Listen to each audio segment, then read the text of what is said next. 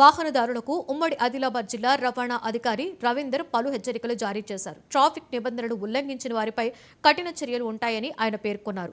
అధిక లోడుతో వెళ్లేటువంటి వాహనాలపై చర్యలు తప్పవని అన్నారు. ప్రైవేటు ట్రావెల్స్ బస్సుల్లో గూడ్స్ తరలింపుపై ఉక్కుపాదం మోపుతారని హెచ్చరించారు. ఫైనాన్షియల్ ఇయర్ 24 ఏప్రిల్ నుంచి 25 మార్చ్ వరకు మనకు ఏదైతే టార్గెట్ ఫిక్స్ చేసిండ్రో ఆ టార్గెట్లో మనము దాదాపు 90% టార్గెట్ అచీవ్ చేశాము మన జిల్లా నుంచి.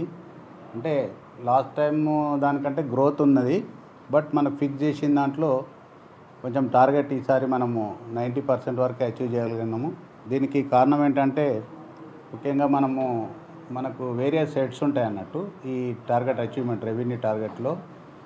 మొదటిది లైఫ్ ట్యాక్స్ ఉంటుంది, తర్వాత క్వార్టర్లీ ట్యాక్స్, తర్వాత ఫీజెస్, తర్వాత గ్రీన్ ట్యాక్స్, తర్వాత డిటెక్షన్ అని ఉంటాయి. సో ఇందులో మనము ఈసారి 100% అచీవ్ కావడానికి ముఖ్య కారణం ఏంటంటే లైఫ్ ట్యాక్స్లో మనకు కొంచెం మనము వెనుకబడి ఉన్నాము. మన ఆదిలాబాద్ జిల్లా ఒకటే కాదు, ఓవరాల్గా రాష్ట్రంలో అంతా చూసుకున్నా కూడా, తెలంగాణ స్టేట్ మొత్తంలో చూసుకున్నా కూడా మనం లైఫ్ ట్యాక్స్లో కొంచెం వెనుక ఉన్నాము. సో దానికి కారణం ఏంటంటే vehicles percentage of vehicles purchase తక్కువ ఉన్నది, దాని నుంచి లైఫ్ ట్యాక్స్ కూడా మనకు కొద్దిగా తగ్గింది. మిగతా అన్నిట్లలో మనము మంచిగా అచీవ్ చేసుకున్నాము. Financial year